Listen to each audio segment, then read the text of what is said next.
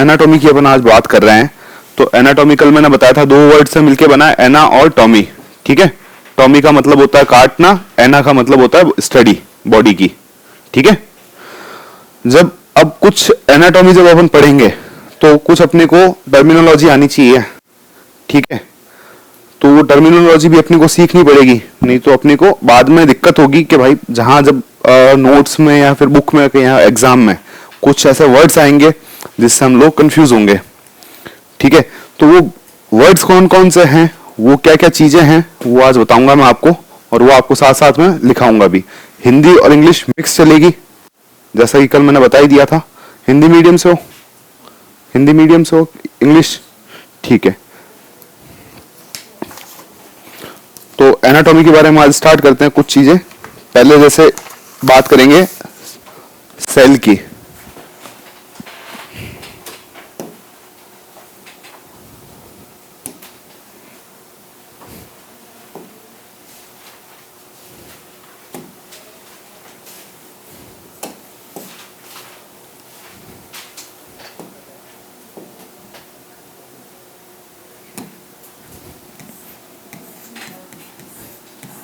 ठीक है, सेल क्या है?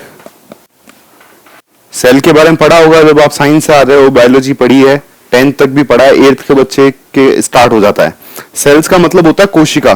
हमारा शरीर विभिन्न प्रकार की कोशिकाओं से मिलकर बना है। सुना होगा ये लाइन, जो भी बड़ी फेमस है ये। तो सेल्स क्या है?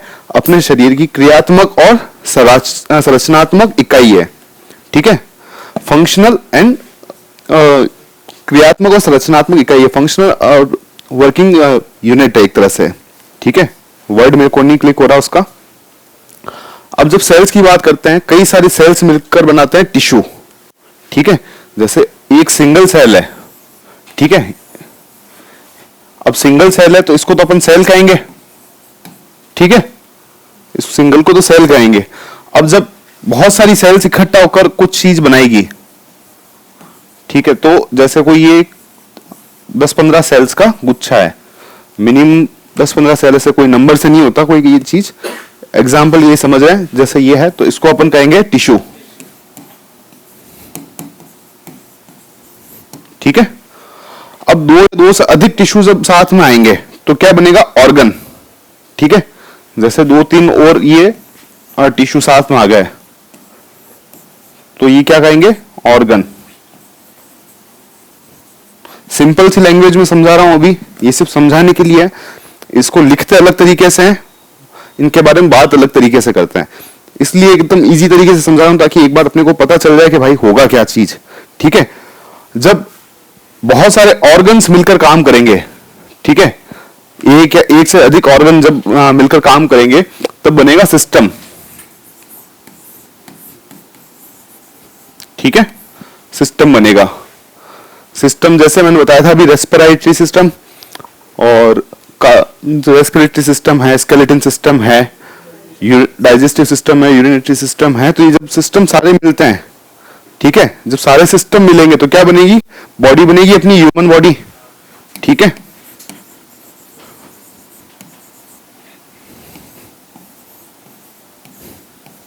ह्यूमन बॉडी बनेगी। ह्यूमन बॉडी किससे बनेगी? पहले सेल आई, सबसे छोटी इकाई सेल होती है अपने शरीर के अंदर। बहुत सारी सेल्स ने मिलकर बनाया टिश्यू। ठीक है, बहुत सारे टिश्यूज ने मिलकर बनाया एक ऑर्गन, और ऑर्गन्स ने मिलकर बनाया एक सिस्टम, और सिस्टम मिलकर क्या बना रहा है? Human body. ठीक है, तो इसको स्टार्ट करते हैं अपन। अच्छा, हिंदी और इंग्लिश मिक्स में लिखाऊंगा मैं, तो स्पेलिंग का कोई इश्यू हो तो मेरे को पूछ लेना आप। ठीक है, कोई भी स्पेलिंग या कुछ भी ऐसा दिक्कत हो तो इसका इंट्रोडक्शन लेते हैं अपन। ठीक है, हेडिंग तो डालेंगे अपन। First anatomy. हेडिंग समझते हो क्या होती है? एनाटॉमी ऐसे ऊपर लिखना है। ठीक है, एंड फिजियोलॉजी। तो इसका इंट्रो लिखेंगे अपन। जैसे इंट्रोडक्शन पूरा नहीं लिखेंगे, इंट्रो लिखेंगे ताकि थोड़ा सा इजी रह जाए तुम्हारे भी।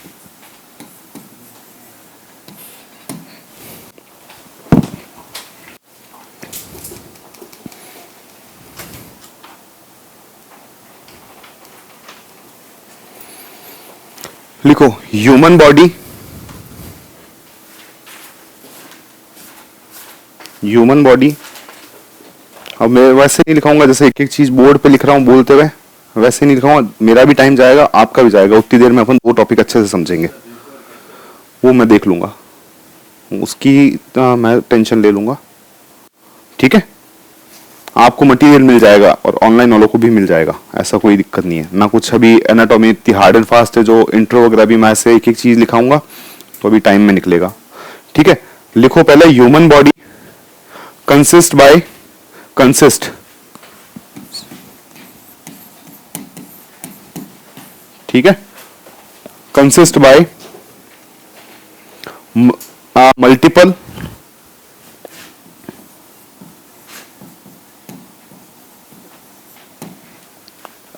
multiple smallest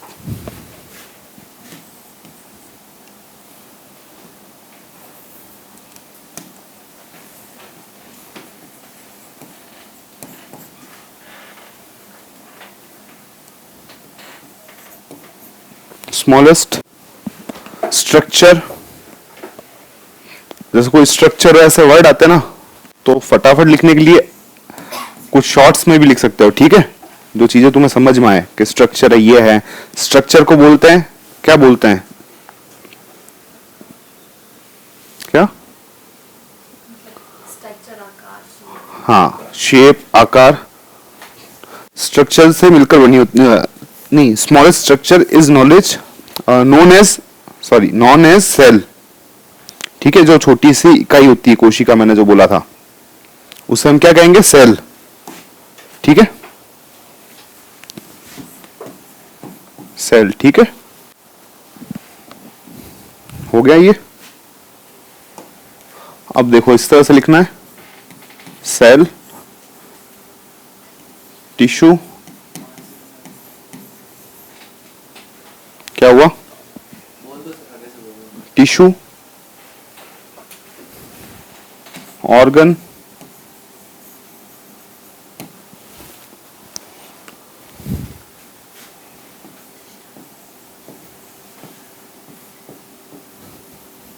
सिस्टम, और एक एरो करके नीचे ह्यूमन बॉडी। तो ये इजी वे हो गया तुम्हें समझने के लिए कि क्या चल रहा है, ठीक है।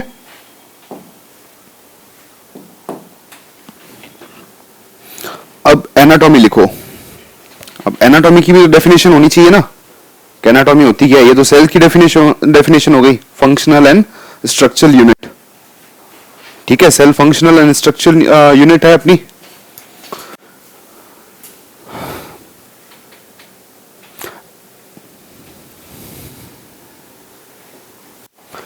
It's a branch of, branch की spelling,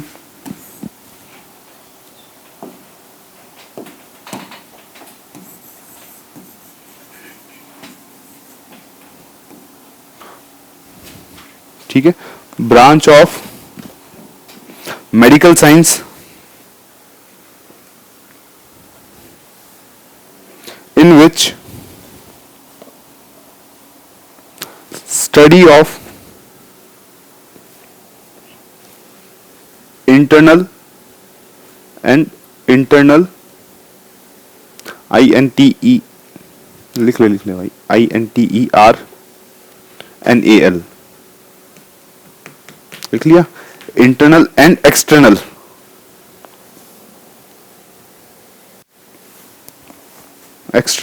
external structure of human body, structure of human body. तो सिंपल सा इस वर्ड को समझे, ये परिभाषा को समझे, हाँ, ह्यूमन बॉडी। अब इसको जैसे ये परिभाषा मैंने बताई है आपको, तो ये नहीं समझ में आई है, तो एनाटॉमी के अंदर अपन क्या करते हैं, जो ह्यूमन बॉडी है अपनी, उसकी अपन संरचनात्मक यानी बाह्य संरचना जो होगी, जो बाहर से कैसे दिखते हैं ह्यूमंस, ठीक है, उसके बारे में पढ़ेंगे। उसके अंदर क्या क्या होता है उसके बारे में पढ़ेंगे, स्टडी उनकी करेंगे, ठीक है। कुछ दिक्कत हो रही है इस परिभाषा में, जो ये इसका बताया मैंने, इस डेफिनेशन बताया मैंने इसका, तो कुछ समझ में नहीं आया हो तो अभी बताओ एक बार, क्योंकि कल वापस मैं पूछूंगा, फिर कल ऊटपटांग जवाब आएंगे। ठीक है, समझ में आया नहीं क्या बोल रहा हूं मैं? डेफिनेशन इसकी क्या, जैसे बोल रहा हूं कि मेडिकल साइंस की वह शाखा जिसके अंदर हम ह्यूमन बॉडी, मानव शरीर की बाह्य और आंतरिक संरचना का अध्ययन करते हैं। शुद्ध हिंदी में ये बोलेंगे इसको। अगर ये लिखना चाहो तो ये भी लिख लो, अगर इंग्लिश में याद नहीं रह रहा तो ये भी लिख लो। ठीक है, जैसे एग्जांपल, अब लंग्स है मेरे, उसकी साइज क्या है, शेप क्या है, कहां सिचुएटेड है, ठीक है, किस तरह के टिश्यूज उसके अंदर है, क्या ब्लड सप्लाई है उसकी, क्या वर्किंग है उसकी, तो वो सब चीजें किस में पढ़ेंगे अपन? एनाटॉमी में। ठीक है, अब फिजियोलॉजी अलग वर्ड है, एनाटॉमी तो हो गया, और फिजियोलॉजी में अब क्या आएगा? It is a branch of medical science in which deal with study of function and various organ of human body. इसके अंदर तो अपन ने क्या पढ़ा? स्ट्रक्चर, एनाटॉमी के अंदर। फिजियोलॉजी के अंदर क्या पढ़ेंगे? उसकी फंक्शंस पढ़ेंगे कि क्या क्या कार्य कर रही है, वो कैसे काम कर रही है। जैसे कोई भी, अब मेरा हार्ट है वो कैसे काम करेगा, ठीक है, वो कौन कौन से उसको सपोर्टिंग ऑर्गन्स लगेंगे या टिश्यू लगेंगे, ठीक है, क्या उसकी सप्लाई होगी, क्या वर्क होगा उसका, तो वो सब चीजें पढ़ेंगे फिजियोलॉजी में। ठीक है, एनाटॉमी, एनाटॉमी दो हो गया, और फिजियोलॉजी, लॉजी मैंने बताया था क्या होता है? स्टडी, किस चीज की? स्टडी तो हो गई। अब फिजियोलॉजी में किस चीज की स्टडी कर रहे हैं अपन? नाम से सोचो, नाम से। फिजियो क्या होती है? फिजियो मतलब क्या होता है? बोल बोल, कहा बोन कहां से आई इसमें?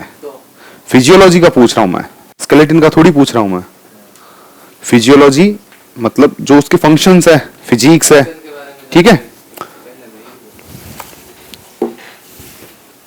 अब ब्रांच क्या क्या है एनाटॉमी और फिजियोलॉजी की? ठीक है, एक साइटोलॉजी होगी,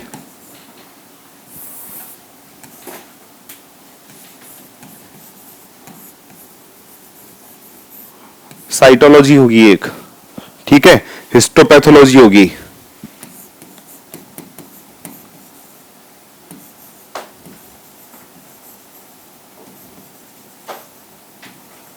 बोर्ड थोड़ा गड़बड़ काम कर रहा है यहाँ पे। ठीक है, तो ऐसे अलग अलग, जैसे हिस्टोपैथोलॉजी स्टडी ऑफ टिश्यू, ठीक है, स्टडी ऑफ टिश्यू हिस्टोपैथोलॉजी। तो अब ना, जैसे कि मैंने पहले स्टार्ट किया था, उनका टर्मिनोलॉजी सीखेंगे अपन कि ताकि आगे प्रॉब्लम नहीं हो। ये तो आपको डेफिनेशन और छोटा सा ब्रीफ दिया है इसके बारे में कि क्या पढ़ने वाले हैं, क्या होगा अपने साथ इस सब्जेक्ट के अंदर। ठीक है, एनाटॉमी थोड़ा सा टफ पड़ता है क्योंकि इसके अंदर कुछ चीजें याद करने लायक होती है, समझने लायक होती है। अगर आपने समझ लिया और थोड़ा सा पढ़ लिया इसको तो एक बार में क्लियर हो जाता है इसमें। ठीक है, तो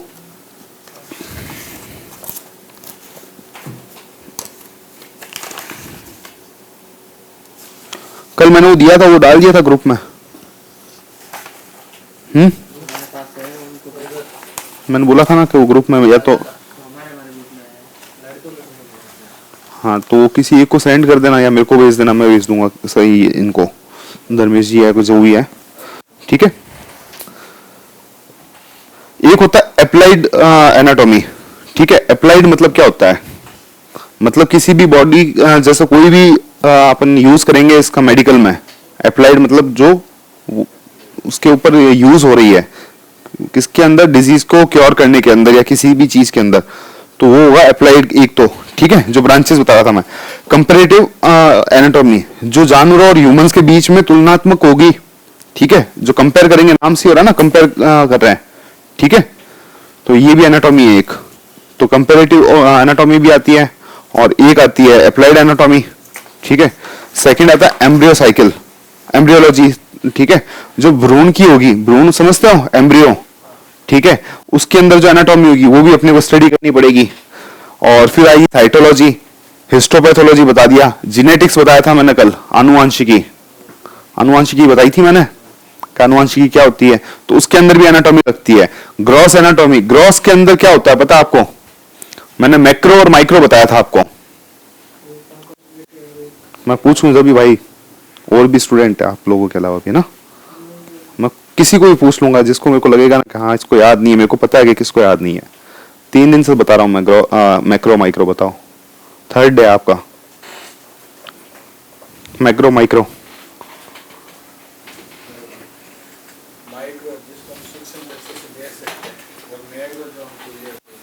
हाँ 3 बार हो चुका है, ठीक है। मैक्रो माइक्रो, तो ग्रॉस एनाटॉमी के अंदर जो बिना माइक्रोस्कोपी के, मतलब मैक्रो फेज में देख सकते हैं अपन आंखों से कि भाई जैसे कोई टिश्यू है, किडनी है, तो वो किस तरह से दिख रही है, क्या क्या उसके दिख रहा है मेरे को कि भाई इसका जो भी स्ट्रक्चर है, क्या शेप में है, क्या साइज में है, मीजर कर रहे हैं। जब आप हिस्टोपैथोलॉजी पढ़ोगे तो उसके अंदर ग्रॉसिंग आती है, ठीक है। और फिर होता है माइक्रोस्कोपिक एनाटॉमी। माइक्रोस्कोपिक, जब ग्रॉस देख लिया अपन ने, फिर उसका हिस्टोपैथोलॉजी के अंदर अपन जब प्रोसेस करके उसको और माइक्रोस्कोप में देखेंगे तो माइक्रोस्कोप एनाटॉमी भी वही कर रहे हैं, स्टडी भी कर रहे हैं उसकी, ठीक है। रीजनल एनाटॉमी होता है। रीजनल का मतलब समझते हो, स्थानीय बोलते ना, रीजनल है ये, एक वो रीजनल नहीं हो जो कंपटीशन एग्जाम में आता है, वो रीजनल अलग है, मेडिकल का रीजनल अलग है। रीजनल मतलब कोई शरीर की स्पेसिफिक जगह, जैसे मैं बात कर रहा हूं मेरी थोरेसिक कैविटी की, ठीक है, तो ये थोरेसिक रीजन हो गया। तो इस तरह से कुछ जो रीजन की स्टडी करेंगे अपन, इस पार्ट में, थोरेसिक पार्ट में मेरे कौन कौन से ऑर्गन्स हैं, टिश्यू है, क्या क्या सिस्टम है, तो उसकी जो स्टडी करेंगे वो आएगा रीजनल एनाटॉमी में, ठीक है। और एक आएगा सरफेस एनाटॉमी।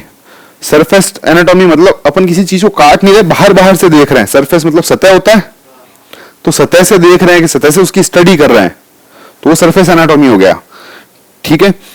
अब अच्छा, इनमें से भी जो मैंने कुछ लिखाया था उसमें से अगर कुछ किसी को हिंदी में लिखना है तो वो बता देना मेरे को। इंग्लिश में लिखाया था, इजी पड़ेगा, हिंदी में मैं लिखाऊंगा, 4-5 लाइनों में आएगा वो। तो काम आए नहीं आए वो अलग बात है, पहले अपने को समझना तो पड़ेगा ना, काम आने से पहले समझना आना चाहिए। हाँ, जैसे लगे किसी को कि भाई मेरे को नहीं समझ में आ रहा, बोल दो, हाथ खड़ा कर दो, बोलने की भी जरूरत नहीं है, सिर्फ हाथ खड़ा कर दो तो मेरे को पता लग जाएगा कि हाँ कुछ यहाँ दिक्कत है, तो मैं अपना आप पूछ लूंगा। बार बार बीच में टोकने से भी नहीं चलेगा। रिकॉर्डिंग क्लासें हुई, अभी तो चलो ये अपलोड नहीं होगी क्लास, ठीक है। एक आता इम्यूनोलॉजी। इम्यूनोलॉजी बताया था मैंने कल, आईजीजी, आईजीएम एंटीबॉडीज होते हैं उसके अंदर, अपने बॉडीज के अंदर सुना होगा ना। डेगमू करवाते हो तो उसके अंदर भी जब रिपोर्ट्स देखते हो आईजीएम, आईजीजी ऐसे लिखा होता है, तो इम्यूनोलॉजी के अंदर भी आता है वो भी। तो इम्यूनोलॉजी के अंदर अपनी शरीर की रोग प्रतिरोधक जो क्षमता होती है, ठीक है, यानी जो डिजीज से लड़ने की अपने अंदर कैपेसिटी होती है, उसको अपन इम्यूनोलॉजी बोलते हैं। तो उसकी स्टडी भी करेंगे अपन इसमें, ठीक है। मतलब अपने को नहीं करना, अपना इतना सिलेबस वाइड नहीं है, नर्सिंग में है ये इतना थोड़ा बहुत वाइड है।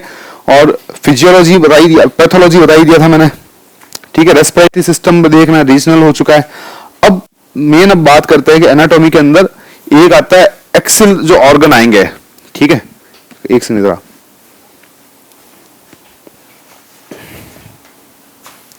बस इधर इधर इधर एक्सिल ऑर्गन है, हाँ उधर देखना है। जैसे ये इसकी स्पाइनल है, ठीक है, ये एक्सिस एक शरीर का अपना है, इस एक्सिस पे जो ऑर्गन्स आएंगे या जो सिस्टम आएंगे वो एक्सिल रीजन कहेंगे।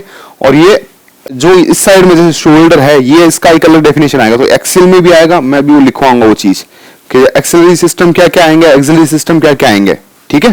तो एक्सिलरी और एक्सिलरी में कंफ्यूज मत होना। एक्सिस जो एक्सिस के ऊपर आएगा कोई भी, ठीक है। अपनी ह्यूमन बॉडी इस तरह से ही दिखती है, ठीक है।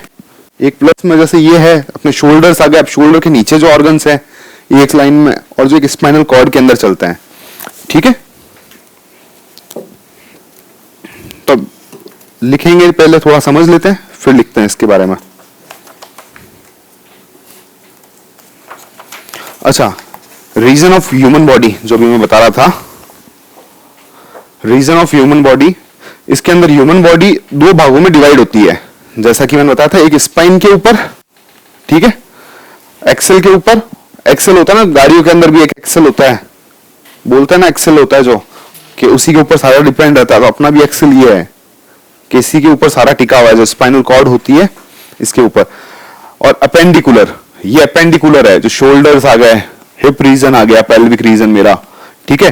तो एक्सेल रीजन के अंदर क्या क्या आएगा, हेड आएगा, आगे जो इसके ऊपर ही चल रहा है, नेक आएगा मेरा, और फिर चेस्ट आएगा, क्योंकि ये भी इसी के साथ जो अपने रिब्स हैं जुड़े हुए रहते हैं, ठीक है, 12 जोड़ी रिब्स होते हैं ना, 12 12 24, 12 इस साइड में 12 इस साइड में। पढ़ोगे आप आगे।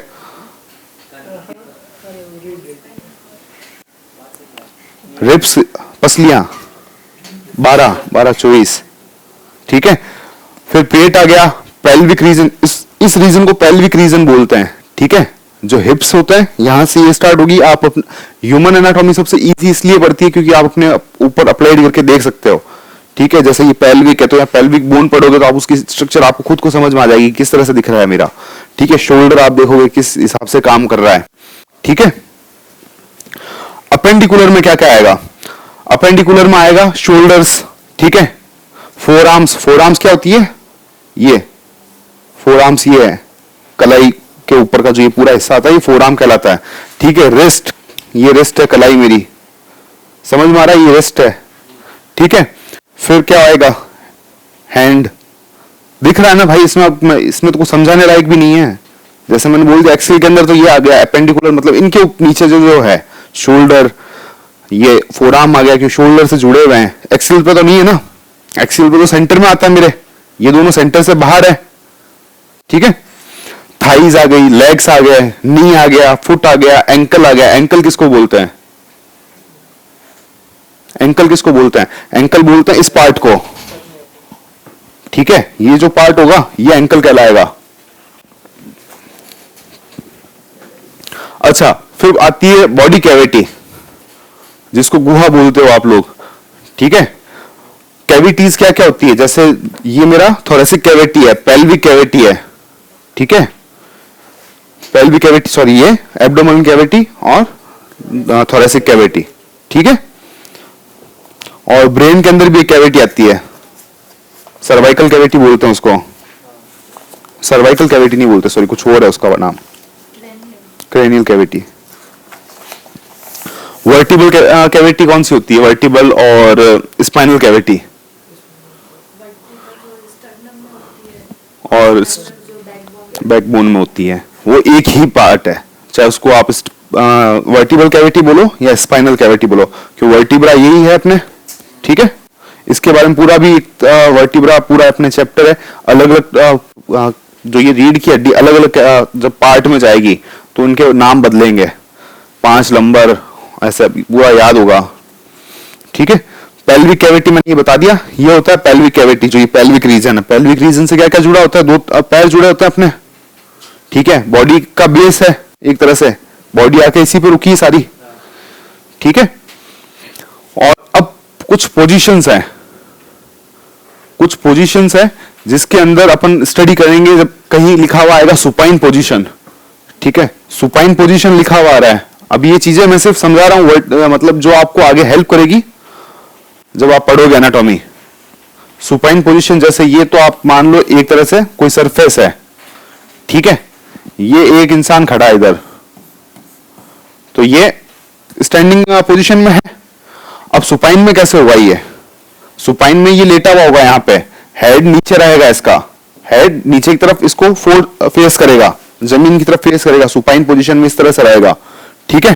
सुपाइन के बाद आता है एक प्रॉन पोजीशन, वो भी इसमें भी रहेगा, इसी पोजीशन में, ठीक है, यानी लेटे हुए पोजीशन में ही रहेगा। सॉरी, सुपाइन में ऊपर की तरफ फेस करेगा, ये सुपाइन में तो ऊपर की तरफ फेस करेगा, और प्रॉन पोजीशन में नीचे की तरफ फेस करेगा, डाउनवर्ड फेस करेगा, ठीक है। और एक लेटरल पोजीशन होती है, लेटरल, देखो ये हो गया, मैं आपके सामने कर रहा हूं, ठीक है, आपके सामने देख रहा हूं, ये तो ये पोजीशन हो गई एपी, और ये लेटरल हो गई है। ये जो फेस कर रहा हूं मैं, आप मेरा एक साइड देख सकते हो, इस साइड का पार्ट नहीं देख सकते हो आप, मतलब पर्टिकुलर ये पार्ट, तो ये लेटरल होगी, लेटरल साइड, ठीक है। जैसे एंटीरियर और पोस्टीरियर 2 साइड होती है एक अपने। एंटीरियर तो मेरा ये साइड है, आगे वाला साइड, और पोस्टीरियर इन पीछे का, ठीक है। अब एंटीरियर तो ये आपने देख लिया, अब आप ये पोस्ट ना, ये आप एंटीरियर देख सकते हो ना पोस्टीरियर, तो ये आप देख रहे हो लेटरल पोजीशन मेरा, ठीक है। कुछ समझ में नहीं आया इसमें से भी? कोई 3-4 चीजें बोली क्यों, ये मेरे को पता ही कंफ्यूज करेगी तुम्हें। देखो ये सरफेस है, जमीन है, ठीक है, एक आदमी खड़ा है, अब ये इस तरह से खड़ा है तो एंटीरियर पोजीशन में आपकी तरफ देख रहा है। अब यही आदमी जब लेट रहा है, जब नीचे की तरफ फेस कर रहा है, इसका मुंह नीचे की तरफ देख रहा है, ठीक है, जैसे इस तरह से लेटा हुआ है, मुंह नीचे की तरफ है, तो ये पॉन पोजीशन हो गई। पबजी खेलते होंगे ना, तो उसके अंदर पॉन बोलते थे ना, नीचे झुक कर रैंक कर जाते थे, तो पॉन पोजीशन में आता है वो, ठीक है। सुपाइन में लेटा हुआ है, ऊपर की तरफ देख रहा है, सुपाइन पोजीशन में ऊपर की तरफ फेस है उसका, और पीठ के बल लेटा हुआ है, पेट के बल लेटा तो पॉन पोजीशन, पीठ के बल लेटा सुपाइन पोजीशन, ठीक है। लेटरल हो गया साइड व्यू एक तरह से, और एंटीरियर आगे का, पोस्टीरियर पीछे का, एंटीरियर और पोस्टीरियर, ठीक है। अब कहीं बात आएगी एंटीरियर टू पोस्टीरियर, तो इसको अपन बोलेंगे यानी पीछे से आगे की ओर आ रहा है, ठीक है, सॉरी आगे से पीछे की तरफ जा रहा है। एपी लिखा ना, एंटीरियर टू पोस्टीरियर, यानी एंटीरियर आगे से कोई चीज पीछे की तरफ जा रही है। जब एक्सरे दे करते हो आप लोग, एक्सरे करोगे या फिर कोई सीटी स्कैन करोगे, तो उसमें पोजीशन आएगी एपी, ठीक है। और एक आता है लेटरल, ठीक है, लेटरल आता है। तो अब जो एपी क्या होता है, जो एक्सरे की बीम होगी एंटीरियर टू पोस्टीरियर जाएगी, रेस तो निकलती पास कर जाती है बॉडी को, तो वो किस तरह से पास होगी, उसका एंटीरियर साइड से पास होगी और लेटरल साइड से वो पास थ्रू हो जाएगी, ठीक है। और पोस्टीरियर होगा पीए, पीछे से आगे की ओर। कहीं देखा होगा जब कभी बीमार पड़े होंगे, एक्सरे कराया होगा चेस्ट का, तो डॉक्टर चेस्ट का एक्सरे में लिखता है पीए, ठीक है, पीए लिखता है ना वो, चेस्ट पीए। तो पीए क्या है, पोस्टीरियर टू एंटीरियर, यानी उसको उसने टेक्नीशियन या जो भी वो बंदा करेगा उसको पोजीशन बता रखी है कि भाई इसको इस तरह से खड़ा रखना है कि इसके पीछे से रेज आए और आगे की तरफ से निकले, ठीक है। ये कुछ अब इसको लिख लेते हैं।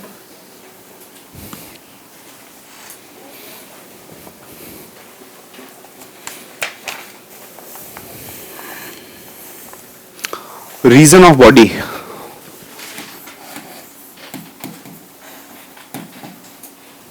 रीजन है ना, ये इस तरह से लिखेंगे,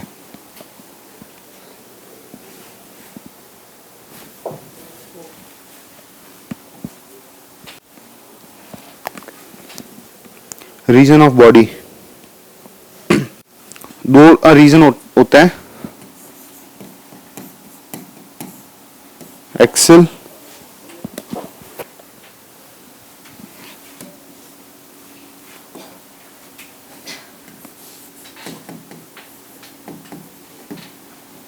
दो होता है, एक्सेल,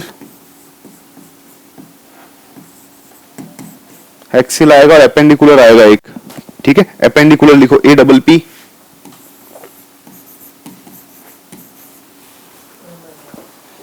ई एन डी आई,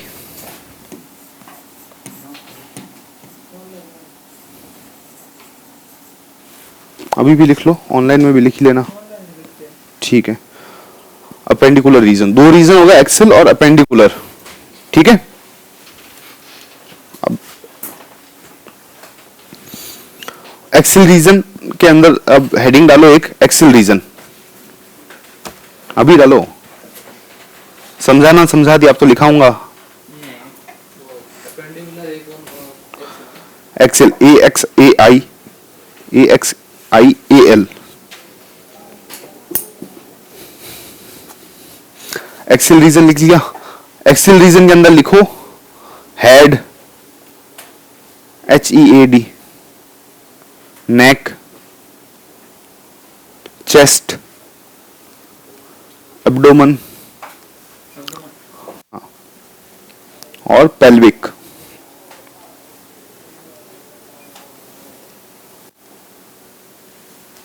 अब second appendicular, A double P E N D, A double P E N D, C U L A R, C U L A E R, L E A R, ठीक है। Appendicular reason, इसके अंदर आएगा shoulder, forum, forum, shoulder, forum, FOREARM, wrist, WRIST,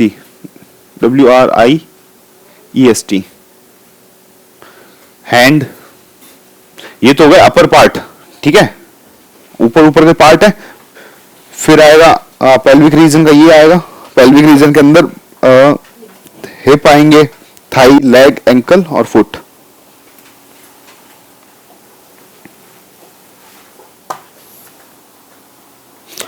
फिर आएगा body cavity. Next page पे आ जाओ आप। बॉडी कैविटी CAV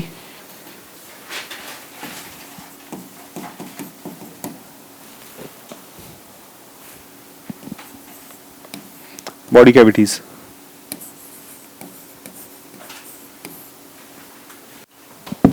ये वी है ना, ठीक है। Body cavities, cranial cavity CE,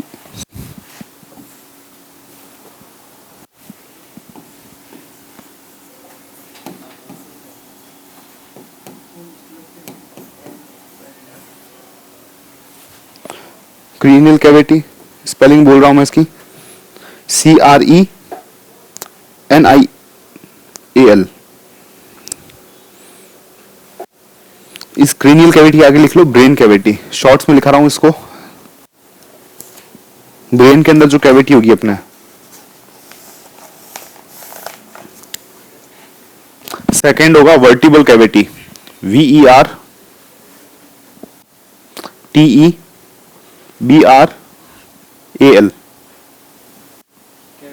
CAVITY। Oblique, oblique मतलब पता है ना ऑब्लिक का, तो spinal cavity, SPINAL।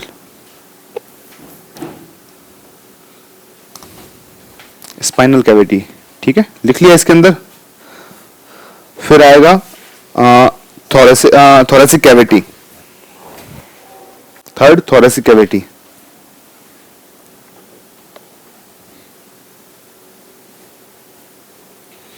Pelvic cavity,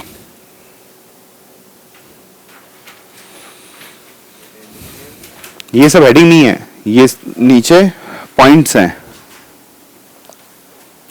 और थोरेसिक कैविटी लिख लिया, पेल्विक कैविटी लिख लिया। ये तो लिख लो, एब्डोमेन भी बता दूंगा मैं। पेल्विक,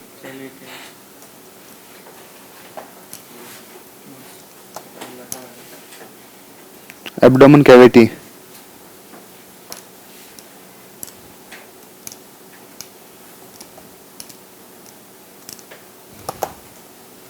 हो गया। अब पोजीशन ऑफ बॉडी, हाँ ये हेडिंग है, सब हेडिंग है। हेडिंग एक ही लगती है पूरे नोट्स में, उसके बाद सब हेडिंग्स लगती है। Position of body, POSITION,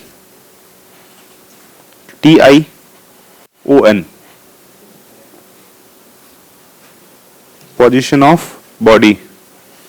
supine, SU,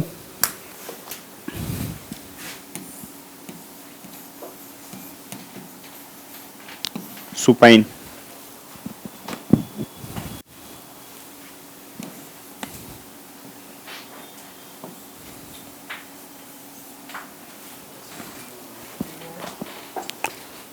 PRONE,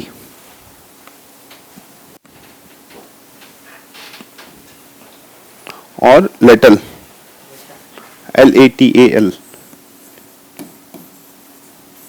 lateral और लेटल, ठीक है। ये पोजीशन है। अब लाइंग ऑन, सुपाइन के आगे लिख लो लाइंग ऑन बैक, यानी पीठ के बल सोना। सुपाइन के आगे लिख लो पीठ के बल सोना, या फिर लाइंग ऑन बैक। पीठ के बल सोना लिख लो, आप लोग समझ में आ जाएगा, ठीक है। पॉन पोजीशन लिख लो लाइंग ऑन एब्डोमेन, पेट के बल सोना, उल्टा सोता है वैसे। Lateral, side lying position, side लाई यानी टेढ़ा लेटता ना, साइड से लेटना या देखना, मतलब ये पोजीशन आप खुद फेस करें। ये सब चीजें फेस कर रहे हैं अपन, पर लिखेंगे तो वही ना कि लेटा हुआ है, खड़ा है। अब खड़े में तो लेटरल कैसे डिसाइड होगा कि एक ऑब्जेक्ट है ये। अब मैं इसके साथ किस तरह से खड़ा हूं, आप मेरे को देख रहे हो लेटरल पोजीशन में इस टाइम पे, अभी देख रहे हो आप सामने, ठीक है, ये वाला अब मैं पीछे मुड़ा हूं तो अलग पोजीशन होगी, तो इसलिए अपन अभी लेट कर ही वो जो पूरे जो है उसी में लिख रहा है ताकि समझ में आ जाए अपने को किस हिसाब से देखना है।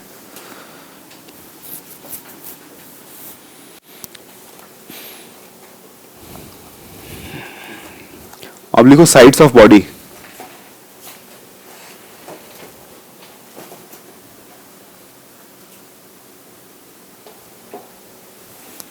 एंटीरियर ANTERIOR,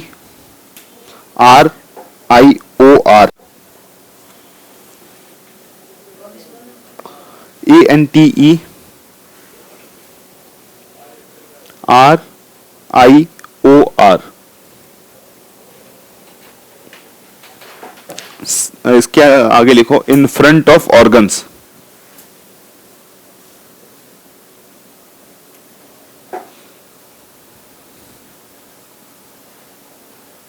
सेकंड लिखो पोस्टीरियर, POSTERIOR,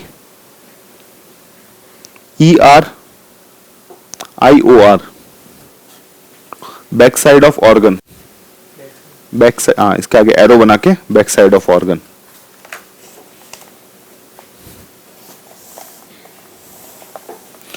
लेटरल LAT, हाँ ये साइड के अंदर ही आ रहा सब। लेटरल LATARAL,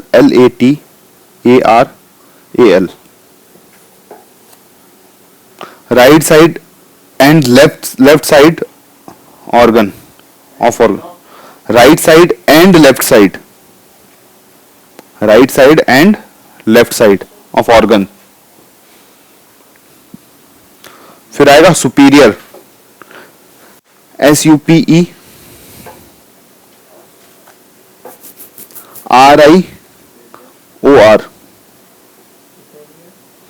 इसके आगे एरो लिखो अपर साइड ऑफ ऑर्गन। अब जैसे कोई ऑर्गन है, ठीक है, तो मैं इसको इस तरह से देख रहा हूं सुपीरियर तरीके से, ठीक है, ये इस तरह से ऊपर से देखूंगा नीचे की तरफ में, ये सुपीरियर पोजीशन में देख रहा हूं इसके ऊपर के पार्ट्स को। फिर आएगा इंफीरियर, सुपीरियर के आगे लिखा है ना मैंने upper side of organ.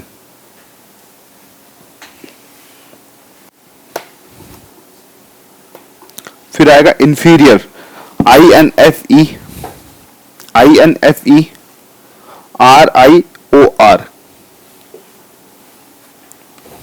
Inferior के आगे लिखो लोएस्ट पोर्शन ऑफ PROTION,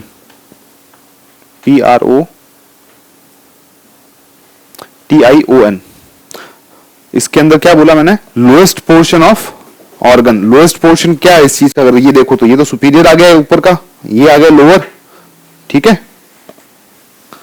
तो ये तो होगी बेसिक अपने चीजें कि भाई इनके अंदर क्या क्या टर्मिनोलॉजी आएगी, कहीं सुपीरियर लिखा आएगा, ठीक है। जैसे अब किडनी के बारे में बोलते हैं, ठीक है, किडनी कहाँ सिचुएटेड है, जब अपन बात करेंगे किडनी कहाँ पे है, हार्ट कहाँ पे है, मिड स्टर्नम लेफ्ट साइड में है, कहाँ है, किस रीजन में। अब स्टर्नम क्या आएगा फिर के जब पढ़ेंगे कि जो अपने थोरेसिक रीजन के साथ में जो स्पाइन चल रही है, ठीक है, ये कैविटी है इसके साइड में, कहाँ से जब आप कहीं किसी चीज की लोकेशन पता करोगे तो इंफीरियर, सुपीरियर, एस्टीरियर, पोस्टीरियर। जैसे किडनी के बारे में बोलते हैं रेट्रो पोस्टीरियर ऑर्गन, ठीक है, पीछे इस तरफ है, ठीक है, और दबी हुई है वो नीचे, ठीक है। रेट्रो पुराना भी होता है एक और पीछे भी होता है। तो ये तो हो गई एनाटॉमी की आज नॉर्मल बात। कल से अपन स्टार्ट करेंगे सेल, ठीक है। सेल के बारे में पढ़ेंगे कि सेल होती क्या है, ठीक है। सेल की खोज किसने की थी, सेल की खोज किसने की थी, कोशिका की रॉबर्ट हुक ने, किसमें की थी,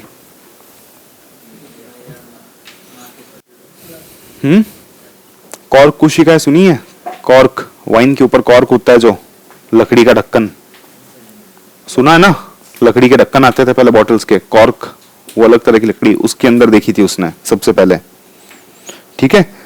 डेफिनेशन क्या है सेल की, ये सब ने पढ़ा है कि कोशिका की, तो अभी मैंने आती सबसे पहले उसी की मैंने परिभाषा बताई थी और लिखाई भी मैं सबसे पहले उसी की है। स्ट्रक्चरल एंड फंक्शनल यूनिट है, ठीक है, जो अपने शरीर की रचनात्मक और क्रियात्मक इकाई है, ठीक है। तो ये चीजें अब फिर उसके अंदर पढ़ेंगे अपन। सेल की डेफिनेशन, किसने खोज की, ठीक है, कब खोज की, कौन से सन में की थी, कौन से सन में की थी, 19 तो अभी खत्म हुआ है। अगर अभी खोज होती तो अभी बुक्स में थोड़ी आती अपने। 1665, ठीक है। फिर उसके अंदर सेल्स के अंदर कौन कौन से ऑर्गन्स होते हैं, कोशिकांग बोलते हैं, कोशिका के अंग, कोशिकांग, ठीक है। जैसे सेल मेम्ब्रेन है, न्यूक्लियस है, लाइसोसोम है, माइटोकॉन्ड्रिया है, साइटोप्लाज्म है, न्यूक्लियोप्लाज्म है, ठीक है। ग्रेन्युलोसाइट्स है उसके, जो भी अंदर ग्रेन्यूल्स वगैरह है वो देखेंगे अपन। तो ये तो इसका ये अपने एक पार्ट तो हो चुका है आज का। अब सेल डिवीजन, सेल्स कल पढ़ेंगे, जिसके अंदर सेल्स के अंदर डिस्कशन करेंगे अपन, सेल्स क्या होती है, क्या नहीं, किस तरह से क्या अपने को सेल्स में देखना है, ठीक है। अब जब बात अभी मेन वो मैंने पता है क्यों मंगवाया था, अब एक जने रखा है, पानी लेके आ जाओ बाहर से, 2 मिनट, हाँ, जब तक मैं वो स्टार्ट कर लेता हूँ।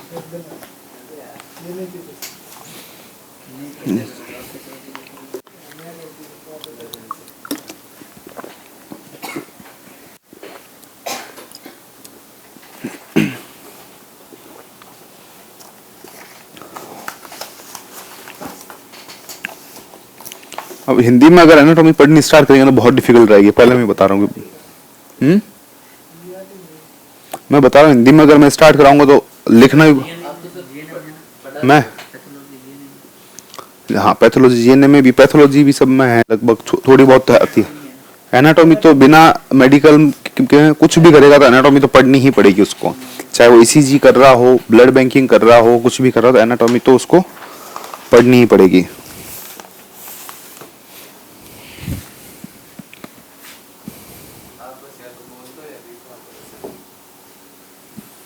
अच्छा, मैंने ये बताया था अभी आपको, नोट्स में दे दूंगा, कोई नोट्स मेरे पास खूब सारे पड़े हैं, तुम जितने कहोगे ना, हिंदी में इंग्लिश में दोनों में दे दूंगा मैं।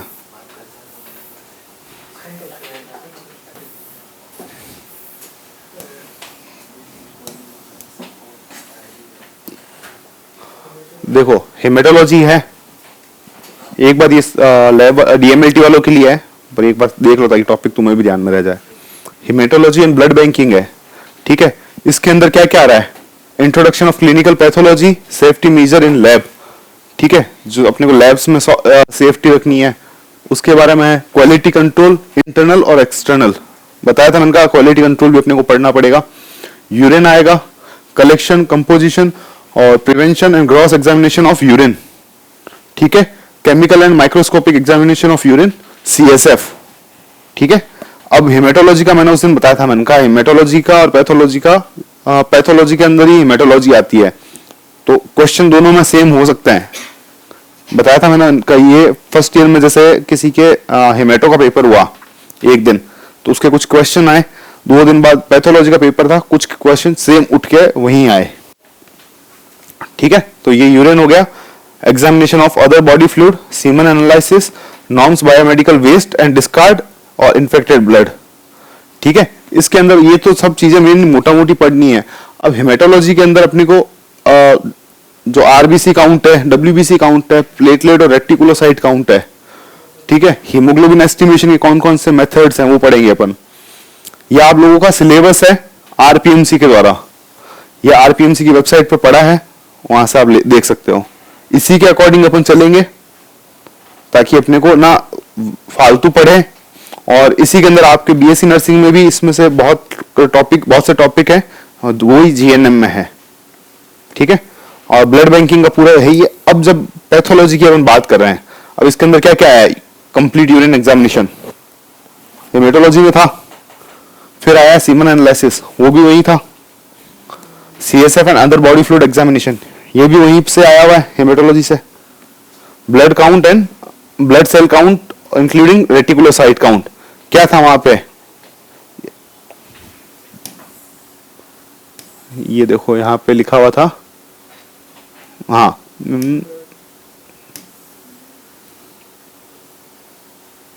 हाँ, ये प्लेटलेट एंड रेटिकुलोसाइट काउंट। तो ब्लड सेल, ये ऊपर की इन्होंने तीनों मिक्स करके एक नाम दे दिया ब्लड सेल, नाम चेंज हुआ है, चीज वही है, ठीक है। हीमोग्लोबिन एस्टिमेशन आ गया, और ये पूरा पोर्शन ये चीजें हैं G6PD, और ये सब चीजें अपने को पढ़नी है इसके अंदर, क्लिनिकल पैथोलॉजी। ठीक है, मतलब हेमेटोलॉजी पढ़ो, साथ साथ में क्लिनिकल पैथोलॉजी भी पढ़ते जाओगे। ठीक है, जैसे हेमेटोलॉजी में कोई टॉपिक पढ़ा तो उसकी फिर वापस पैथोलॉजी भी पढ़ लो। पैथोलॉजी मतलब मैंने बताया था उसकी जो डिजीज होती है, बीमारियां होती है, उसके बारे में स्टडी है। अब जब मैंने कल एक बार मैंने बोला था कि आपको नॉर्मल जो इक्विपमेंट्स हैं लैब के वो बताऊंगा, मैंने कहा था ना आपको।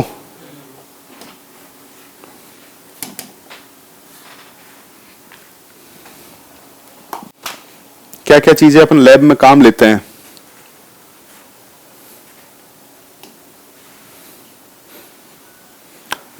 A laboratory is a room or place occupied for the performance of test और experiment investigation process। ठीक है, ये पूरा ये जो एक ऐसा जगह है जहां पे अपन एक्सपेरिमेंट्स करते हैं, कोई टेस्ट परफॉर्म करते हैं। लैब क्या है?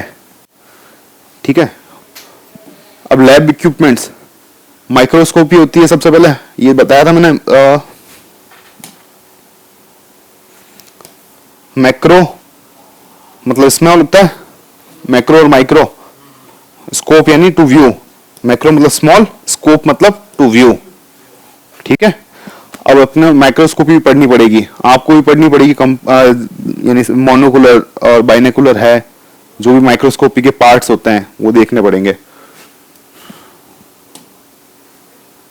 ठीक है, जैसे ये सिंगल, कंपाउंड और इलेक्ट्रॉन। जैसे अब ये कंपाउंड है, ठीक है, सिंगल नहीं है। सिंगल के अंदर एक ही आई पीस होता, सिंगल आई पीस होता है एक आंख से देखने का, ये दो वाला है, कंपाउंड है। इलेक्ट्रॉन माइक्रोस्कोप अपने लैब में काम नहीं आता यूजुअली, बहुत बड़े स्केल पे वो चीज काम आती है। इंक्यूबेटर भी काम आता है अपने। इंक्यूबेट कोई भी चीज को जो सर्टेन एक टेम्परेचर पर रखना है, इंक्यूबेट करना है उसको। ठीक है, तो उसमें इंक्यूबेटर काम आता है, वो कुछ इस तरह से दिखता है। ठीक है, ये इंक्यूबेटर है। ये पेट्री डिशेस है, ये टेस्ट ट्यूब्स है। ठीक है, और ऑटोक्लेव मैंने कल बताया था, इनका स्टेरलाइज करना होता है किसी चीज को, कोई भी चीज को, जैसे विषाणु रहित या कुछ भी उसमें इंफेक्शन रहित करना होता है तो ऑटोक्लेव करते हैं, स्टेरलाइज करते हैं उसको। ठीक है, ये क्या बताया इसने, प्रेशर स्टेरलाइज कर रहा है इसको 121 डिग्री सेंटीग्रेड पर 15 से 20 मिनट के ऊपर, depending on the size of the load and content. जो भी इसका जो साइज होगा, ये कुछ ऑटोक्लेव ऐसे होते हैं, सिलेंड्रिकल भी है और ये इस तरह से भी आता है ऑटोक्लेव।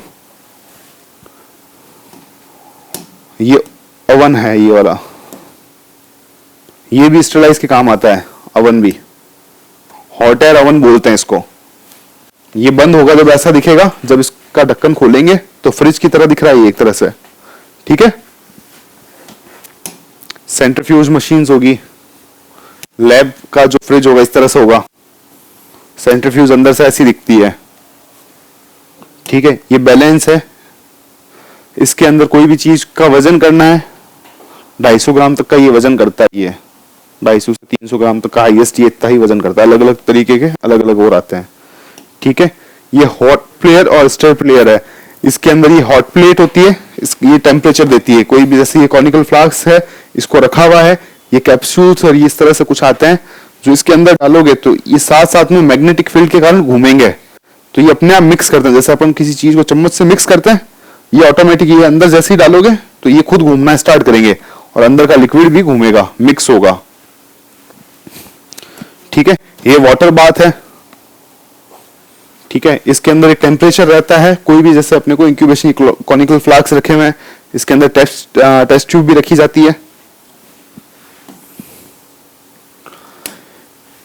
ये बायोलॉजिकल सेफ्टी कैबिन्स है। जैसे आप माइक्रोबायोलॉजी और ये सब करोगे, ठीक है, तो उसके अंदर ये कैबिन आता है। यहाँ पे ग्लास शील्ड आती है, इसके अंदर सिर्फ ये नीचे इतना पोर्शन होता है कि आप अपने हाथ डाल सकते हो और ऊपर से देख सकते हो, बाकी पूरा क्लोज होता ही है।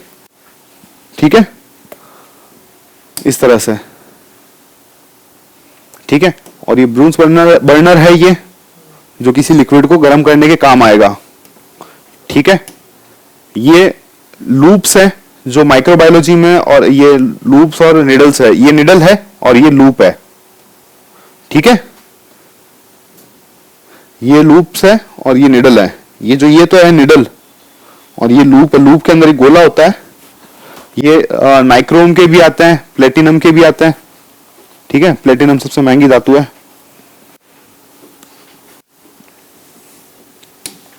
ये वेरियस टाइप के लूप्स है, निडल्स हैं। ये मैंने म्यू बोला था कल, एक यूएल यू बोला था, मैंने कहा म्यू पढ़ना पड़ेगा अपने को, यूनिट्स देखनी पड़ेगी, तो ये म्यू का साइन है, ठीक है। ये स्लाइड और कवर स्लिप, पेट्री डिश, ये सिलेंडर है, ये मेजरिंग सिलेंडर्स होते हैं ये, इसके अंदर अलग अलग क्वांटिटीज में होती है जिसके अंदर अपन लिक्विड को मेजर कर सकते हैं, ठीक है। और ये माइक्रो पिपेट दे रखी है, इस तरह से तो नहीं आती, अब अपने पास दूसरी आती है लैब्स में। ये बीकर और ग्लासवेयर है।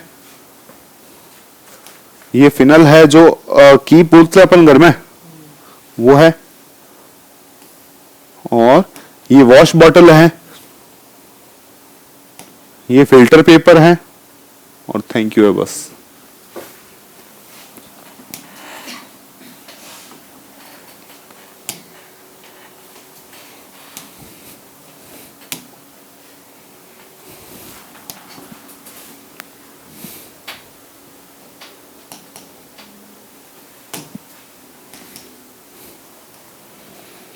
ठीक है, पैथोलॉजी का मैंने कल वो कुछ लिखाया भी था तुम्हें, नहीं वो नोट्स दिए थे मैंने, तो वो आगे पास ऑन कर दो, कोई किसी के पास है तो। अभी फोटो है ना, मैं चलो ग्रुप में डलवा दूंगा, मैं तुम्हारे वो धर्मेश जी से डलवा दूंगा मैं।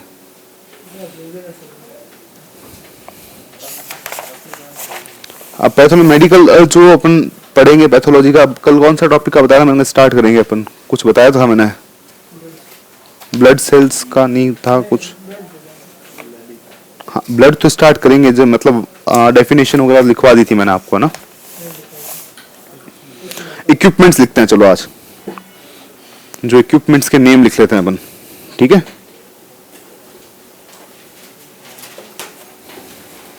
या फिर इक्विपमेंट्स के नेम नहीं लिखाकर मैं इस तरह से की एक पीपीटी आपको सेंड कर दूं, ये तो नहीं करूंगा मैं। इसके अंदर तो कुछ एक चीजें ऐसे ही दे रखी है जो अपने काम की नहीं है, ठीक है। ये मोटा मोटी एक तरह से समझाने के लिए था, जो आप में से लैब नहीं जाते, ठीक है, क्योंकि नाम सुनोगे अब इन चीजों के, पेट्री डिश, टेस्ट ट्यूब, तो ये सब चीजें जब देखोगे तभी पता चलेगा। तो एक बार मैंने ऐसा ही दिखाई है नॉर्मल वे में, ठीक है। तो इसकी अच्छी में पीपीटी या इमेजेस जो होगी वो यहाँ लगा कर वापस उसी टाइम पे हाथों हाथ नोट डाउन करवा दूंगा मैं। तो ये एक चैप्टर है पूरा, इक्विपमेंट्स है, तो वो पढ़ाना रहेगा मेरे को, ठीक है।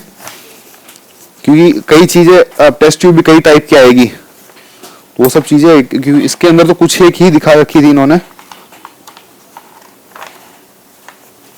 फिर उनके यूजेस भी आएंगे, तो वो यूजेस भी बताने पड़ेंगे मेरे को, मतलब जो उनका उपयोग करना होगा। स्टेरिलाइजेशन भी देख लेते हैं, फिर या तो स्टेरिलाइजेशन पढ़ लेते हैं या फिर पढ़ लेते हैं ब्लड।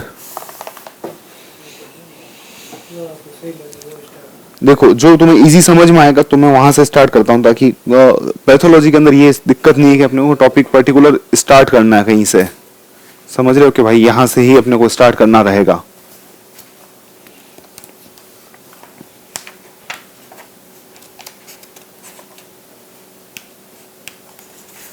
तो चलो आप स्टेरिलाइजेशन से लिखते हैं अपन, पहले स्टेरिलाइजेशन पढ़ लेते हैं। पहले स्टेरिलाइजेशन लिखो, STER, हेडिंग डालो, सबसे मेन हेडिंग है ये स्टेरिलाइजेशन।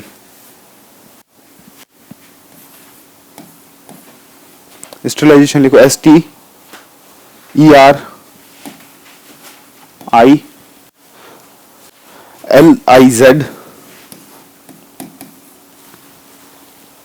ATION।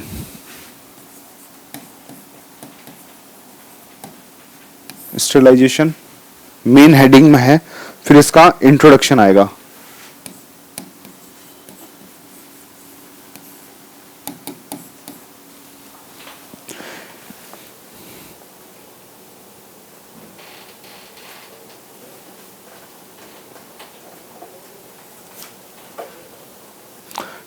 स्टेरिलाइजेशन सबसे पहले अपन करते क्यों हैं?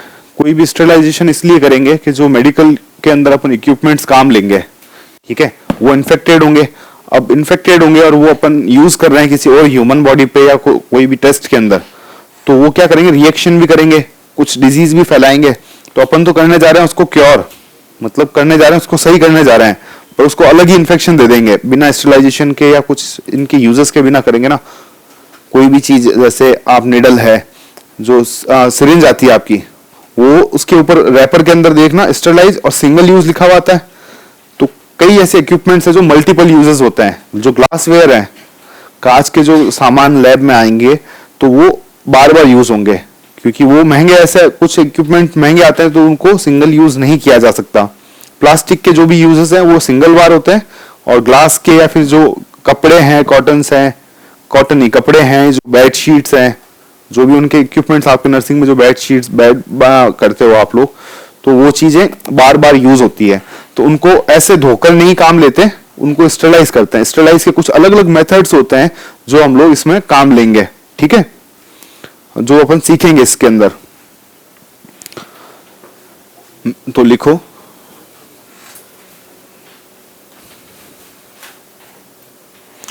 मेडिकल फील्ड के अंदर,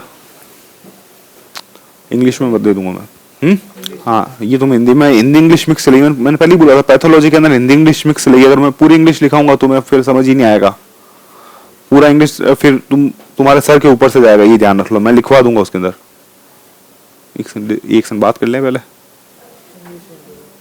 पूरा इंग्लिश में, फिर कंप्लेंट नहीं आनी चाहिए मेरे को कि भाई के पूरा इंग्लिश में आया, या फिर ठीक है तो फिर आप समझ लो फिर इंग्लिश में, इसीलिए तुम्हारे लिए हाँ वो मैं बता दूंगा। देखो मैं इसीलिए लेके आया क्योंकि मेरे को जब बोला गया था कि पहले हिंदी मीडियम का ज्यादा है, ठीक है। अब ये चीज होगा, अगर मैं नोट्स दिखा रहा हूं तुम्हें इंग्लिश में या हिंदी में, तो फिर तुम्हारी दूसरी लैंग्वेज में नहीं जा पाओगे, ट्रांसफर नहीं हो पाओगे लिखने में। तो क्योंकि मैं ये नहीं कि अभी मैं स्टेरिलाइजेशन में आपको पूरा इंग्लिश में लिखा दूं, फिर 3 दिन बाद कोई आके बोले कि भाई मेरे को तो हिंदी में चाहिए, तो फिर मैं वापस उतना को उतना नहीं बता पाऊंगा। समझा दूंगा मैं 10 बार, पर लिखाना फिर इतना पॉसिबल नहीं होता कि 1 घंटे की क्लास में मैं लिखा भी दूं वापस पूरा और समझा भी दूं, ठीक है। फिर इंग्लिश में तो फिर कोई इश्यू भी नहीं है, इंग्लिश के अंदर काफी सारी बुक्स भी है और नोट्स भी है जो मैं आपको बता सकता हूं। फिर अच्छा कंपलसरी कर दिया इंग्लिश का या हिंदी? हिंदी अरे मेडिकल में तो नहीं है, मैं क्या बोल रहा हूँ, जब हम लोग आरपीएमसी में थे तब उस टाइम पे हिंदी में भी था, इंग्लिश में भी था, कि आपकी चॉइस के ऊपर है, आप हिंदी में लिख सकते हो, इंग्लिश में लिख सकते हो, दोनों लैंग्वेज में लिख सकते हो। अब क्या सीन चल रहा है मेरे को अभी का नहीं ध्यान, क्योंकि 7 साल हो चुके हैं इस चीज को, जब मैं था 7 साल हो चुके हैं उस चीज को। तो अब किस फॉर्मेट में चल रहा है, क्या चल रहा है, मुझे उसका ध्यान में नहीं है। आपका हिंदी कंपलसरी है, सॉरी इंग्लिश कंपलसरी है, या दोनों ऑप्शनल है? 99% वही है इंग्लिश वाला। आप अगर कंफर्म कर दो मैं कंफर्म करके कल बता दूंगा तुम्हें इस चीज के, मेरे को भी ध्यान में नहीं है कि मेरे को भी बात करना पड़े एक दो जनों से। तो चलो फिर समझते ही हैं, और तो क्या कर सकते हैं इस चीज को, ठीक है। तो जो स्टेरिलाइजेशन है क्यों करते हैं अपन, कोई भी चीज के ऊपर जो बैक्टीरिया वायरसेस या इन्फेक्टेड होगा उसको हटाएंगे अपन। हटाएंगे कैसे? जो बैक्टीरिया वायरसेस होते हैं, ठीक है, उनको अपन विद हेल्प ऑफ टेम्परेचर, ठीक है, प्रेशर भी देंगे, टेम्परेचर भी देंगे, तो इन सब चीजों से अपन हटाएंगे उनको, ठीक है। तो जब अब कोई यूज क्या हो रहा है इसका कि स्टेरिलाइजेशन की अपने को नीड कहां पड़ी, सबसे पहले जरूरत होती है तभी तो उस चीज का काम लेते हैं, कि ये तो है नहीं कि कोई भी चीज उठा के ऐसे ही डाल दिया। तो उसकी जरूरत यहां पड़ी अपने को जब कोई यूज कर रहे हैं इक्विपमेंट, ठीक है, जब वो अलग अलग लोगों पे हो रहा है तो एक दूसरे की बीमारी एक दूसरे से फैलती है। वो चीज जो वायरसेस है, बैक्टीरिया, वो एक दूसरे से पास ऑन होंगे। अब पास ऑन इक्विपमेंट के थ्रू हो रहे हैं तो उनको साफ करना पड़ेगा, क्लीनिंग करनी पड़ेगी। तो स्टेरिलाइजेशन ये हो गया। किसी भी इंस्ट्रूमेंट को जो करेंगे हीट से या फिजिकल मेथड से करेंगे तो स्टेरिलाइजेशन होगा उसका, ठीक है। अब जो हीट के अंदर ड्राई हीट भी होती है, ड्राई हीट मतलब क्या होगा, ड्राई उसके अंदर मॉइस्ट नहीं होगी, कोई भी तरह से पानी का जो नमी होगी वो नहीं होगी, एकदम ड्राई हीट होगी, सूखी आग नहीं हो। हिंदी करोगे तो गलत हो जाएगा उसका।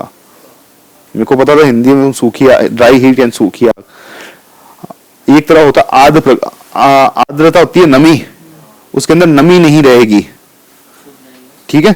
ड्राई हीट के अंदर, उसके अंदर ड्राई हीट ओवन भी आते हैं, उसके अंदर मॉइस्चराइजेशन नहीं होता, मॉइस्चराइज नहीं होता, डायरेक्ट ही वो क्या ऐसी हवा, सूखी हवा चलती है, जैसे गर्मी में लू चलती है बिना नमी की चलती है ना, उस तरह की।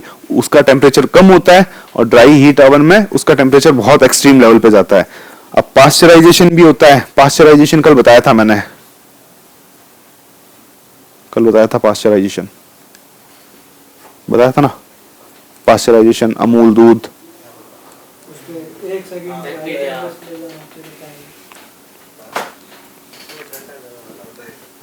बताया था ना, बताया तो मैंने बहुत सी चीजें हैं, पर तुम्हें कितनी याद है? यार सब यार ऐसे एक दो से याद होने से थोड़ी होगी, पास एक दो को होना थोड़ी है, सभी को होना है ना। जोर से। पाश्चराइजेशन जो होता है एक टेक्निक होती है, जैसे आपने अमूल दूध वगैरह, ये सरस के दूध जो डेयरी प्रोडक्ट होते हैं, उसके ऊपर लिखा हुआ होगा, देखा होगा पाश्चुरीकृत, ठीक है, पाश्चुरीकृत लिखा हुआ होता है। वो पाश्चराइजेशन होता है, मेथड होता है जिसके अंदर लिक्विड को कुछ ही सेकंड के लिए या कुछ टाइम के लिए, कम टाइम के लिए एक्सट्रीम लेवल पे बॉईल करते हैं और सडन उसको ठंडा करते हैं। तो टेम्परेचर के जो इनबैलेंस होगा वो चीज, यानी कभी गर्म हुआ एकदम से और वापस ठंडा हो गया, तो उस चीज से जो बैक्टीरिया होंगे और जो उसके अंदर जो भी माइक्रो ऑर्गेनिज्म होंगे तो वो खत्म हो जाएंगे। देखो दो तरह से अपन यूज करते हैं स्टरलाइजेशन को, ड्राई हीट और मॉइस्ट हीट, ठीक है। ड्राई हीट और मॉइस्ट, मॉइस्ट मतलब नमी है जिसके अंदर कुछ प्रेशर के साथ गर्म कर रहे हैं, उबाल कर करते हैं किसी चीज को, कहते हैं ना कि कोई चीज काम लेते हैं तो उबालते हैं उसको, या फिर पानी भी पीते हैं तो उबाल कर पीते, तो वो स्टरलाइजेशन है, वो भी एक तरह से किलिंग बाय हीट। जो स्टरलाइजेशन का जो फर्स्ट चॉइस है वो हीट मेथड का सबसे ज्यादा यूज करते हैं। हाई टेम्परेचर की वजह से इसके अंदर जो जर्म्स होते हैं वो जितने भी जर्म्स प्रेजेंट होंगे वो खत्म हो जाएंगे, ठीक है। क्योंकि जो जर्म्स कोई भी जैसे प्रोटीन स्ट्रक्चर है, जैसे कोई बैक्टीरिया है, ठीक है, जैसे कोई भी बैक्टीरिया ही है, ठीक है, तो अब इसके ऊपर जो सेल वॉल है, इसके अंदर सेल वॉल है इसकी, या फिर इसके अंदर जो भी स्ट्रक्चर पाई जाएगी, ठीक है। जैसे ये कोई भी एक तरह से मैं बोलूं कि बैक्टीरिया है, ठीक है, ये तो इसकी सेल, आउटर सेल होगी सेल वॉल, ये अंदर का साइटोप्लाज्म है, सेल वॉल प्रोटीन की बनी हुई रहती है। अब जब टेम्परेचर हाई होगा, टेम्परेचर हाई जाएगा, जब प्रोटीन की क्या नेचर होती है, वो डीनेचर हो जाता है, मतलब उसकी जो सरफेस ये खत्म हो जाएगी है, तो वो अपने आप ही जो भी बैक्टीरिया इन्फेक्शन जो भी होगा वो मर जाएगा, ठीक है। तो ये हीट से कर रहे हैं अपन। फिर अब हीट के अंदर भी बहुत से मैंने बताया था कि चीजें हैं, जैसे ड्राई हीट हो गई, मॉइस्ट हीट हो गई। ड्राई हीट में कोई एकदम आग के बर्नर में ही डाल दिया किसी चीज को, भट्टी में, ठीक है, वो हो गया इंक्यूबेशन हो गया, हॉट एयर ओवन हो गया। ड्राई हीट में मैंने बताया था हॉट एयर ओवन, इंक्यूबेटर, और इंक्यूबेटर नहीं सॉरी फ्लेम के अंदर डायरेक्ट डाल दिया मैंने। फ्लेमिंग क्या होगी, फ्लेमिंग मेथड के अंदर जो इंस्ट्रूमेंट है वो सीधा आग के अंदर इंसर्ट कर देते हैं अपन। जैसे ब्रूस बर्नर बताया था, वो एक बर्नर दिखाया था मैंने, उसके अंदर फिर मैंने एक आपको बताई थी, मैंने कहा वो लूप है प्लेटिनियम का या नाइक्रोम का बना हुआ होता है। जब आप माइक्रोबायोलॉजी में काम करोगे तो वो लूप के अंदर जो भी सैंपल होगा उस लूप से उठाओगे और उससे ड्रॉ करोगे आप जो भी स्ट्रक्चर ड्रॉ करनी है पेट्री डिश के अंदर। पेट्री डिश भी बताई थी मैंने, एक गोल कांच की प्लेट जैसी थी, तो उसके अंदर ड्रॉ करते हैं अपन कल्चर मीडिया को, कल्चर मीडिया के ऊपर सैंपल को ड्रॉ करते हैं, ठीक है। अब वापस उसको बार बार स्टरलाइज करना होता है, तो ये जो बर्नर होता है उसके ऊपर रखते हैं, हॉट जैसे एकदम जब लाल हो जाएगा वो, तो मतलब उसके बैक्टीरिया खत्म हो चुके हैं, यानी इतना गर्म करेंगे कि एकदम लाल हो जाए वो, कोई भी जैसे मेटल की पार्ट होगा तो, ठीक है। फिर हॉट एयर ओवन में क्या होगा, इसके अंदर ड्राई हीट चलती है, उसकी गर्म हवा चलती है। इसका कुछ एक सर्टेन टेम्परेचर होता है जो इसका लिखवाऊंगा मैं जब नोट्स इसके पूरे कंप्लीट करवाएंगे स्टरलाइजेशन से, तो उसके अंदर लिखवाऊंगा मैं, ठीक है। और मॉइस्ट हीट होती है जिसके अंदर पानी का भी यूज होता है हीट के साथ साथ। हाँ भाई, टाइम हो गया क्या, टाइम दे रखा है? मैं डेमो क्लास के लिए आता हूँ, 2 दिन डेमो क्लास की है। तो मैंने कल भी बोला था 6 बजे तक का, तो डेमो क्लास तो फिर वही हुई ना, क्लास का टाइम कल 6 बजे तक का बोला था मैंने। टाइम लगेगा वहाँ पे जाने में, 1 घंटा लगेगा कहाँ पे? बुधवार से। ठीक है। नौशी भी जा रहा है,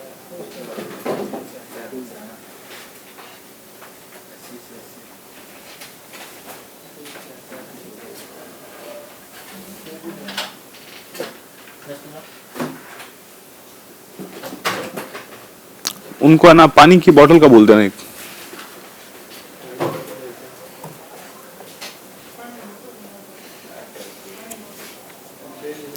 तो हॉट एयर ओवन हो गया, फिर मॉइस्ट हीट होगी। मॉइस्ट हीट के अंदर जो पानी जो अपन यूज करेंगे हीट, या जो उसके अंदर कुछ नमी होगी, पानी होगा, बॉईल भी कर सकते हैं उसके अंदर, जैसे कोई चीज को बॉइलिंग करके अपन करते हैं क्लीन, वैसे होगा। स्टीम, भाप देंगे, भाप भी तो देते हैं ना कोई चीज को साफ करने के लिए। भाप का नहीं सुना कभी? स्टीम का, स्टीम नाम सुना है ना? भाप जो होता है हाँ सर। उससे भी स्टरलाइजेशन होता है। तो अभी मोटा मोटा ऊपर ऊपर से बता रहा हूँ ये चीज कि भाई ये चीजें अपने को पढ़नी है और ये चीजें इस तरह से होती है, इनकी डेफिनेशन और वो चीजें वो एक तरह से लिखानी पड़ेगी। अच्छा, मैंने कल जो जीएनएम में तुम लोग हो, तुम बोला था उनका सिलेबस देखना अपना, देखा सिलेबस? इसमें वो तो ये देखेंगे ना, तेरे भी जीएनएम है तो जीएनएम है तो तुम लोग देखो जो आपके आरयूएचएस की साइट है, आरयूएचएस के अंदर में आते हो आप लोग, तो उसकी साइट के अंदर देखो तो तुम्हें उसमें मिल जाएगा। तो तुम्हारे पैथोलॉजी इतनी लंबी चौड़ी है ही नहीं, स्टरलाइजेशन है, और स्टरलाइजेशन तो होगा ही होगा। 1 सेकंड दियो। बीएससी नर्स, इतना ब्रीफली नहीं है। जब आप ओटी में काम करोगे एज ए नर्सिंग स्टाफ या कुछ भी, तो नर्सिंग स्टाफ ही उसकी, मेरे को जहां तक ध्यान है वो करता है क्लीननेस जो भी है, तो स्टरलाइजेशन तो कंफर्म है। इतना एक्सप्लेन मिल गया सिलेबस मिल गया है बीएससी नर्सिंग का भी होगा तुम्हारे पास अब सिलेबस? हाँ, तो वो भी देखना है, प्रिंट आउट है, कल लेके आना।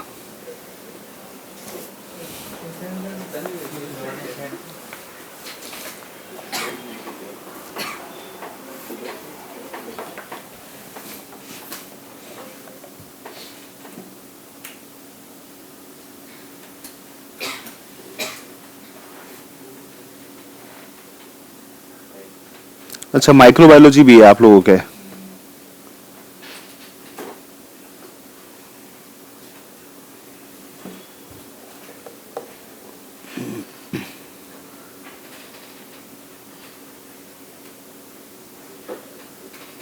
ठीक, पैथोलॉजी तो आप लोग बहुत बाहर बाहर से दे रखी है, कुछ ज्यादा डीप में नहीं है पैथोलॉजी।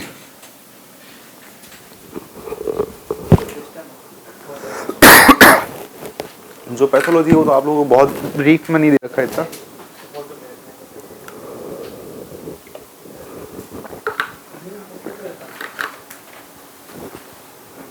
ये सब बाद में ले लेना।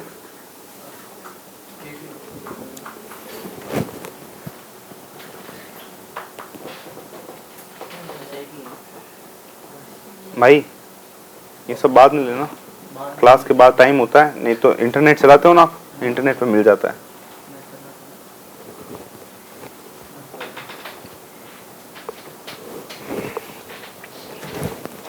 जो है जितना है ना, कौन क्या चलाता है सबको पता है, ठीक है। मेरे को नहीं देखना ना भाई, 10 चीजें पढ़ी, 10 और जगह से मिल जाएगा, बुक होगा ना, बुक के अंदर मिल जाएगा। तो पढ़ना तो खरीदना तो पड़ेगा, ठीक है। तो फालतू में क्लास में जब चल रहा है ना, डिस्टर्बेंस से कोई मतलब नहीं है।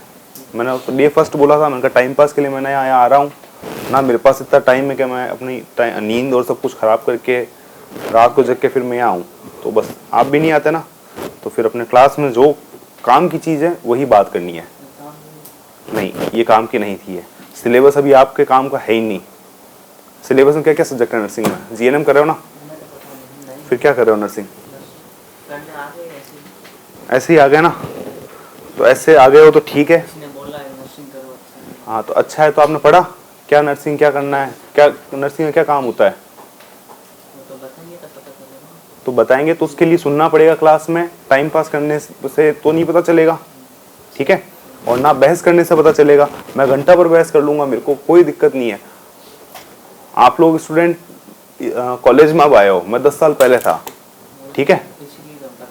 मैं 10 साल पहले था। जो ये हरकतें जो ये क्लास में होती है ना, मेरे को बहुत अच्छे से पता है कहाँ पे कौन पोक करेगा, कहाँ पे कोई क्वेश्चन सही में सूटेबल क्वेश्चन है, कहाँ क्या है। मैं यहाँ खड़ा हूँ तो कोई रीजन होगा ना, तो यहाँ खड़ा हूँ, ठीक है? तो ये तो है नहीं कि मैं ऐसे ही रोड साइड चलता चलता उठ के आ गया कि ठीक है चलो यार टाइम पास नहीं हो रहा, पढ़ा लेता हूँ मैं, ठीक है? आज 10 साल मेरे को भी हो गए कॉलेज ड्रॉप आउट किए हुए, तो इतना तो सेंस है मेरे अंदर।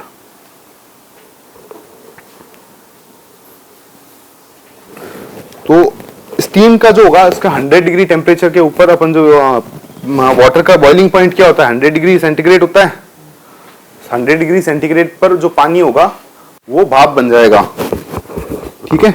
जब भाप बन जाएगा तब स्टीम आएगी उसकी, उससे जो स्टरलाइजेशन होगा, ठीक है? जो स्टीम आएगी उससे जो स्टरलाइजेशन होगा, तो 100 डिग्री उसका टेम्परेचर, स्टीम का तो फिक्स ही रहता है कि भाई 100 डिग्री पर वो काम करेगा, ठीक है? और फिर एक और आता है आपका, जो मैंने एक ओवन बताया था, वो ओवन बताया था, सिलेंड्रिकल ओवन था। उसके अंदर प्रेशर भी रहेगा, स्टीम भी रहेगी, उसका टेम्परेचर भी 100 के अप्रॉक्स रहता है, और कभी कभार ऊपर भी जाता है। अलग अलग इक्विपमेंट उसमें लिखा हुआ था, अलग अलग इक्विपमेंट्स के ऊपर वेरी करता है वो। तो उसके अंदर प्रेशर भी देते हैं, जैसे प्रेशर कुकर होता है अपना, वही मैकेनिज्म पे काम करता है कि उसके अंदर जो पानी को भाप बनाएंगे, पहले बॉईल करेंगे, इतना बॉईल करेंगे वो भाप बन जाए और प्रेशर भी दे, तो हीट भी दे रहा है वो, और साथ साथ में प्रेशर भी क्रिएट कर रहा है। जैसे कोई भी पानी बॉईल होगा, भाप बनेगा, और उस कंटेनर को आप बंद कर दोगे तो उसके अंदर एक अपने आप अंदर प्रेशर क्रिएट होगा, ठीक है? प्रेशर यानी हर एक बैक्टीरिया की या जो ऑर्गेनिज्म होता है उसकी एक कैपेसिटी होती है, एक प्रेशर झेलने की, एक टेम्परेचर को मेंटेन करने की, ठीक है?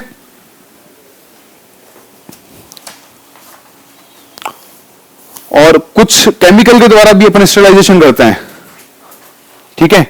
फॉर्मेलिन हो गया, सल्फर हो गया, और बहुत से एसिड भी काम लेते हैं, अल्कोहल भी काम लेते हैं। जैसे अगर अपने को डिसइंफेक्टेड करना है तो अपन सैनिटाइज काम लेते थे, सैनिटाइजर यूज लेते थे ना, तो सैनिटाइजर हो गया। सैनिटाइजर में भी alcohol, ethyl alcohol, methyl alcohol, बहुत से अल्कोहल है जो अलग अलग टाइम पे काम आएंगे। इक्विपमेंट, बॉडी के लिए बात नहीं कर रहा, ठीक है? फॉर्मेलिन भी लेते हैं। फॉर्मेलिन जब फुमिगेशन करते हैं, कोई जैसे कमरा है ये इन्फेक्टेड हो गया, तब इसको तो अपन जला नहीं सकते ना, इसके अंदर प्रेशर क्रिएट कर सकते हैं, और ना अल्कोहल से इसको वॉश कर सकते हैं। तो इसको कैसे करेंगे? फॉर्मेलिन होता है, उससे फुमिगेशन करते हैं इसका, ठीक है? फुमिगेशन के थ्रू इसको पूरा क्लीन करेंगे। जैसे ओटी वगैरह जो होता है, उसके अंदर जब एक ओटी हो जाती है तो उसको क्लीन करने के लिए फुमिगेशन किया जाता है, तो उसके अंदर यूज करते हैं फॉर्मेलिन का, ठीक है? फॉर्मेलिन और ये सब चीजों का यूज होता है इसके अंदर। तो अब जैसे कल मैं स्टार्ट करूंगा, इसका आपको नोट्स लिखाना। आप जीएनएम में हो, अपना सिलेबस लेके आओगे। आपके पैथोलॉजी कितनी है बीएससी में, तो आप अपना लेके आओगे, अपने स्तर पे ढूंढ लेना, चाहे नेट से, चाहे बुक से, चाहे फ्रेंड से, ठीक है? वो अपने हिसाब से देख लेना कहां से मेरे को मिलेगा मेरा सिलेबस, जो ऑथराइज सिलेबस है। आपके भी नर्सिंग ही है, ठीक है? तो नर्सिंग वाले कल से एक साइड बैठना, ताकि ध्यान में रहे कि ये नर्सिंग में है, और ये उनको है कि जितना मेरे को ब्रीफ में समझाना होगा, ताकि मैं उस हिसाब से समझा सकूं। डीआरटी और डीएमएलटी वाले तुम्हारा तो दिक्कत है ही नहीं कुछ, वैसे भी इतना एनाटॉमी सेम चलेगी। एनाटॉमी तो नर्सिंग में भी सेम है। एनाटॉमी चाहे नर्सिंग हो, चाहे डीएमएलटी, डीआरटी, या फिर 10th क्लास का बच्चा हो, सेम वही हेड रहेगा, वही थोरेसिक रीजन रहेगा, सब कुछ वही रहेगा, ठीक है? तो आज की क्लास यही करते हैं फिर अपन।